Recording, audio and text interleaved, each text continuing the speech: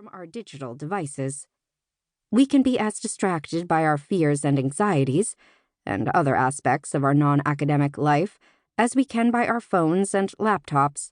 Whenever we are attempting challenging cognitive work, distraction sings to us sweetly, beckoning us into easier and more pleasurable pursuits.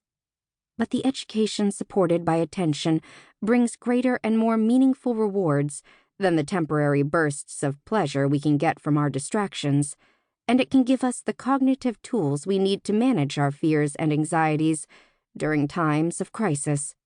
A student comes into my literature course baffled and a little frustrated by the poems I had assigned her to read. We circle our desks and work our way slowly through one of those poems, and then finish with a writing exercise in which I ask her to think about how the poem connects to her own life experience. Through the attention she has given to the class and the poem, she emerges with new insights into humanity's right relationship with the natural world. A student who has no idea what she wants to do with her life hunkers down over an experiment with a lab partner and finds in those test tubes something so fascinating that it launches her into her major and ultimate career path. While we were all teaching and learning remotely, I watched one of my daughters, who has struggled with anxiety, complete an art class online, working patiently at her charcoal drawings under the occasional online supervision of her teacher. Later in the evenings, I would sometimes find her holding coloring and drawing sessions with her younger siblings in her bedroom, helping all of them find comfort during this crisis through the exercise of their creative faculties. Digital devices did not create the challenge of cultivating student attention and support of these kinds of life-altering learning experiences. We have been sidetracked in recent years by assertive voices who lay the entire blame for our distractible natures at the feet of our laptops and phones. But to place the blame exclusively there only works if you ignore the architectural features of our brain that make us prone to distraction, or the long history of humans complaining about the distractibility of their minds. Although we have more distractions today than we had in the past, and more powerful distractions in the form of our digital devices, teachers have always wrestled with the challenge of capturing and sustaining student attention in support of their learning.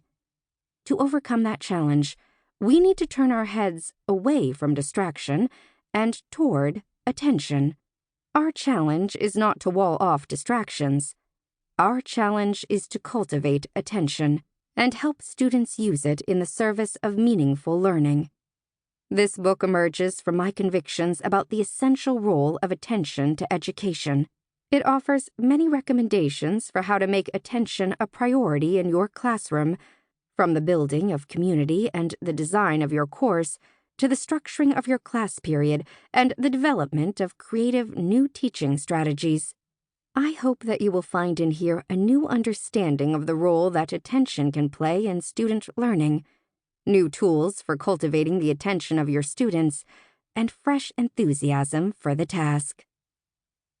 April 20th, 2020. Worcester, Massachusetts. Introduction.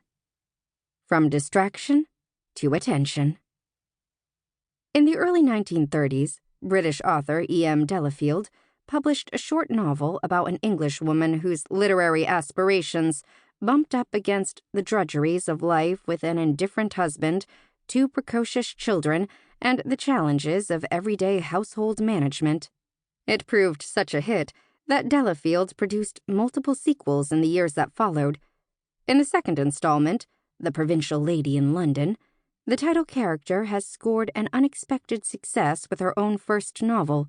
After its publication, she describes sitting in a literary conference in Europe, struggling to pay attention to the proceedings.